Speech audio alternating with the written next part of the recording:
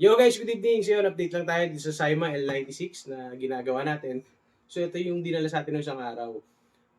Problema nito, yung pudpud na sir, kaya nag-slamper na. Then, nag-upgrade na rin tayo. Nagpalit tayo ng piston body at spring guide. Yan. So, gusto kasi ng owner, mas mapatibay pa natin, tsaka mas mapataas pa yung FPS. So yun, ito nga pala yung mga parts na pinalitan natin sa kanya. Check nyo.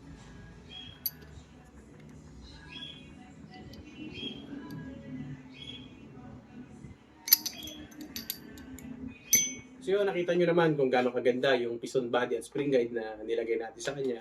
Then, pakita ko lang sa inyo ngayon yung performance niya, kung gaano siya kalambot ikasa. Yan yun. Napakadali niya ng ibalik.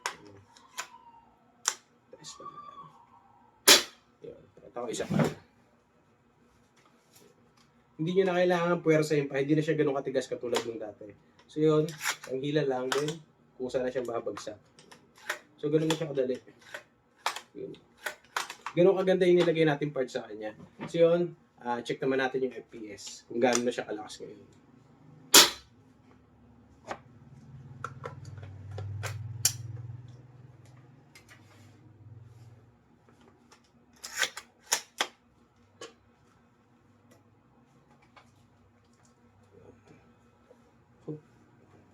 Haba.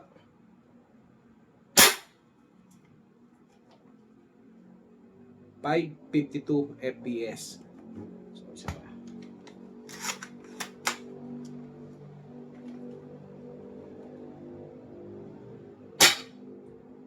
.559.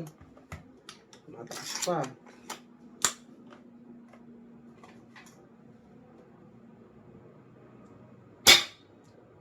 .558. Taas. Adjust natin yung hop-up. Subukan natin kung magbaba.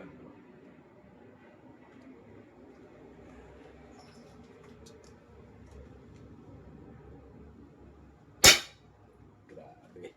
Yan. 540 FPS. So yung FPS niya is naglalaro sa 540 to 550. Depende sa pag-adjust nyo ng hop. Sir, sa owner, ready to pick up na po. Maraming salamat. Yun.